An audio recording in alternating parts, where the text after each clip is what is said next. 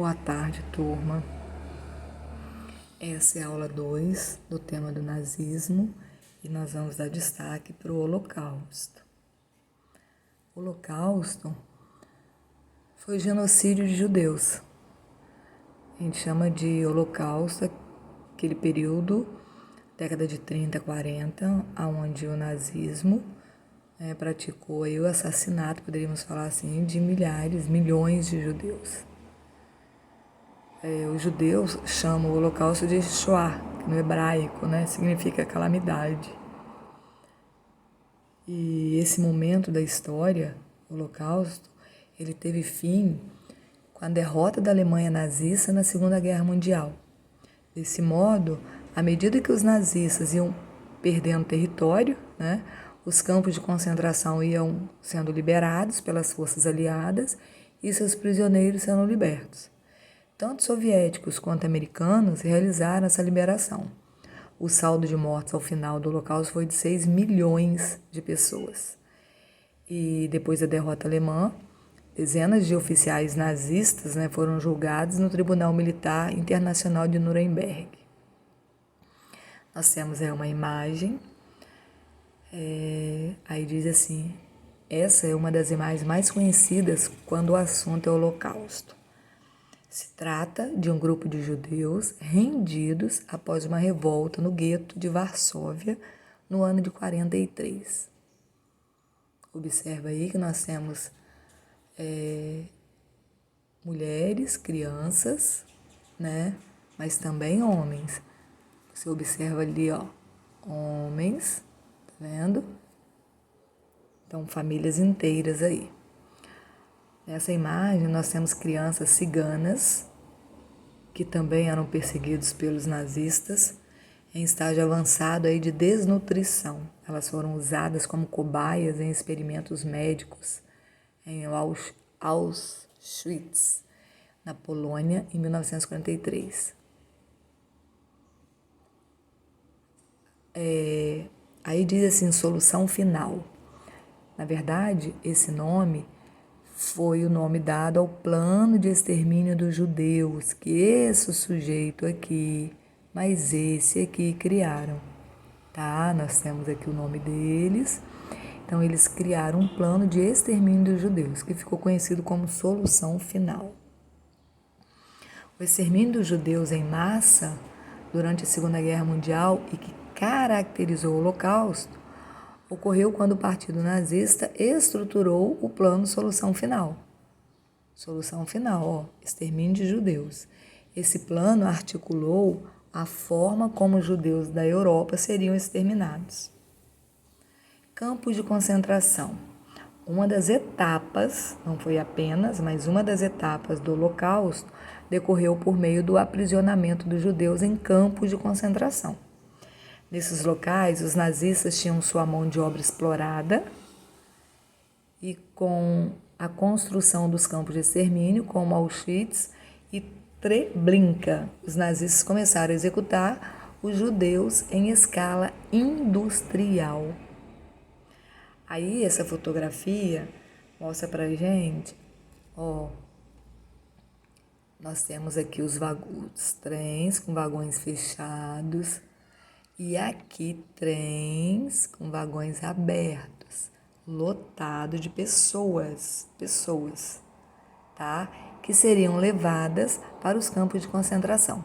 Lógico que aqui eles não recebiam informação, olha, vocês serão levados para um campo de concentração, onde lá vocês serão exterminados.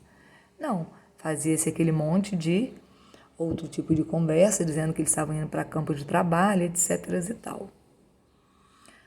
Mais de 200 estabelecimentos desse tipo foram criados por nazistas, ou seja, mais de 200 campos de concentração, dentro e fora do território alemão. Esses campos serviam para explorar e eliminar principalmente judeus, mas também ciganos, homossexuais, comunistas, testemunhas de Jeová, pessoas com deficiências físicas e mentais, prisioneiros de guerra, soviéticos e poloneses. O Holocausto é considerado por muitos historiadores como o maior crime já cometido contra a humanidade. Nós temos aqui uma outra foto Você observa que eles estão aqui para serem embarcados, o trem está aqui, os vagões aqui do lado. E observem isso daqui, ó. Muitos deles estarão com essas estrelas, tá vendo? Na verdade, todos. A gente não consegue ver aqui na foto, mas todos eles estão usando essa estrela. É uma estrela de identificação do judeu. Aí nós temos o distintivo judaico durante a era nazista. As autoridades alemãs reintroduziram o uso de uma insígnia judaica como elemento-chave em seu plano de perseguir e eventualmente destruir a população judaica da Europa. Então, utilizaram esse distintivo não apenas para estigmatizar e humilhar os judeus, mas também para segregá-los, ou seja, separá-los, para observá-los e controlar o movimento desse povo. Esse distintivo também facilitou a deportação dos israelitas, que é a mesma coisa que judeu. Nós temos aí um dos distintivos, era uma braçadeira. Ela era feita no tecido branco, observa aqui a base, ó, do tecido branco. E aí bordava-se com linha azul a estrela de Davi. Se você observar, são 2 triângulos, ó. Um virado para baixo e um virado para cima, fazendo a estrela aí de 6 pontas. E aqui diz, a braçadeira branca com estrela de Davi, bordada em azul, usada por Dina Hoffmann, do ano de 1939 até 41, enquanto ela estava no gueto, tá? Na Polônia. Onde se encontra isso aqui hoje? No Museu da Memória do Holocausto. Em setembro de 1939, após a invasão alemã da Polônia, as autoridades civis e militares alemãs obrigaram o uso do distintivo judeu em certas cidades e aldeias polonesas. E mais abaixo ali você vai ver a estrela judaica, consistia em uma braçadeira branca, tecido branco, com a imagem de uma estrela azul de 6 pontas, presa na parte superior da manga direita de suas vestimentas exteriores. Isso ficava preso no braço da pessoa, na parte superior do braço direito dela. Nós temos aí um outro modelo, observa aí, também em tecido, novamente a estrela de Davi, ó, um triângulo, outro triângulo, tecido amarelo escrito judeu. Em 1º de setembro de 41, o outro, se você não observou, ele foi instituído em setembro de 39. Esse em setembro de 41. Líderes alemães decretaram que todos os judeus do rei, com 6 anos ou mais de idade, tinham por obrigação usar um distintivo, o qual consistia em uma estrela de Davi amarela sob um fundo preto a ser usado no peito. Olha aí. Com a palavra judeu inscrito dentro da estrela. Aqui, o distintivo no sistema dos campos, nos campos de concentração. Observe que aqui a gente tem várias cores, tá? Ó, observa isso. Os alemães implantaram um sistema complexo de identificação de insígnias para detentos em campos de concentração, geralmente consistindo na superposição de triângulos invertidos, a estrela de Davi, cuja cor denotava a categoria do prisioneiro. Judeus encarcerados em campos foram marcados com 2 triângulos amarelos sobrepostos, formando uma estrela de Davi, feita de tecido.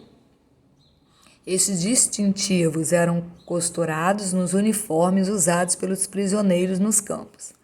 As outras categorias de prisioneiros também eram identificadas. O triângulo vermelho, usado para presos políticos, o verde para criminosos, o preto para antissociais, os pardos para ciganos, o rosa para homossexuais e assim vai. Volto aqui, ó. Observa aí que nós temos várias cores. Outras categorias tinham combinações. Por exemplo, um judeu encarcerado por razões políticas usava um triângulo vermelho sobreposto a um triângulo amarelo, que ele era um judeu e era um preso político. Para os cidadãos não alemães, uma letra que denotasse seu país de origem era colocada dentro do distintivo, como por exemplo um P para os prisioneiros poloneses. Nós temos aqui uma foto do Henry Katina. E aí uma frase falada, dita por ele. Quem abriu nosso vagão ao chegar em Auschwitz foi um jovem detento que estava lá há mais tempo. Ele olhou para mim e falou para eu vestir um casaco grande e, para quando eu chegasse em frente ao oficial alemão, dizer em voz alta que eu tinha 18 anos. Tinha 13, na verdade. Assim, me salvei da câmara de gás. Porque com 13 ele não serviria para o trabalho. Então, o que aconteceria? As crianças eles acabavam mandando para a câmara de gás e matavam a galera mesmo. Acima de 18, ele já seria utilizado para o trabalho. Henry, após uma passagem no Canadá, lógico, isso depois que a guerra tinha terminado, que os campos de concentração tinham sido descobertos e tal. Henry, após uma passagem no Canadá, veio a Belo Horizonte, onde morava uma irmã. Gostou da cidade e conheceu a mulher com quem é casada até hoje. Henry, hoje com 89 anos, continua em Belo Horizonte e nessa segunda, 27, no caso de janeiro de 2020, fará uma palestra na cidade promovida pela Federação Israelita, pela Secretaria de Cultura e Turismo e pelo Banco de Desenvolvimento de Minas Gerais. O evento marca a passagem do Dia Internacional em homenagem às vítimas do Holocausto. Essa reportagem com ele se encontra aqui no site da istoé.com.br. Foi publicado no dia 27 de janeiro de 2020.